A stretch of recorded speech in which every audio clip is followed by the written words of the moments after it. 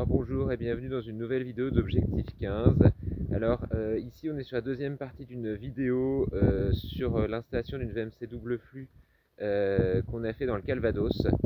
Je vous invite à aller voir dans les fiches qui vont s'afficher en haut la première vidéo. Donc sur la première vidéo on avait vu comment ça se passait pour le démontage de l'ancienne double flux, voir du coup comment avait évolué cette machine là depuis les années 80.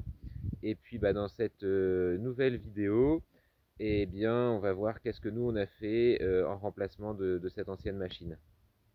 Donc tout de suite, on va sur le chantier de l'autre côté. Alors là, c'est une machine qui est en comble perdu. Donc avant de mettre la machine, on va se préparer une plateforme qu'on a ici. Et comme la machine elle doit fonctionner de manière comment dire, tempérée entre 13 et 40 degrés, et ben en fait, du coup, même si en fait il y a déjà de l'isolant du grenier, mais du coup c'est l'isolant qui permet d'isoler de la maison. Là en fait on va isoler la machine du froid, donc on va essayer de l'isoler sur ces 6 faces. Et donc en fait c'est pour ça que là on s'est remis des lambourdes avant le plancher et on s'est mis 80 mm de fibre de bois compressée, rigide en dessous. Et donc on va voir la suite de la vidéo quand on aura avancé une petite maison pour la machine. Donc, en flair 325 2.2, on a donc les arrivées extérieures et sortie toiture par le haut, et on a sur le bas on a les départs vers la maison, donc qui partent ici. Donc on a tout isolé parce que là on est en comble. Et donc en fait,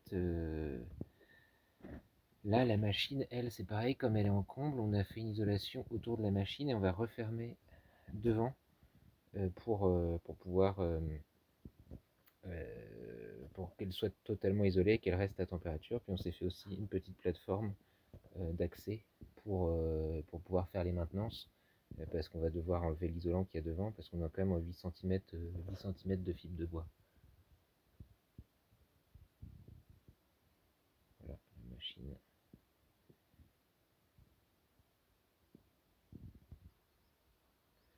Donc voilà, donc ce qu'on voit, bon, on a placé une double flux en comble, donc warning, attention, faire super gaffe à ça. Donc nous, on a fait un caisson isolant pour la VMC.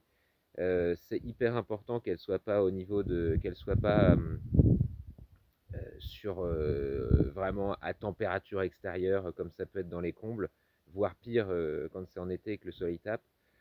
Donc voilà, on a vraiment fait attention, isoler les réseaux, isoler la machine pour être au mieux. Mais voilà, c'est quand on est sur des remplacements de VMC, c'est pas toujours évident. On n'a pas forcément toutes les possibilités d'être vraiment nickel par rapport à ce qu'on devrait faire.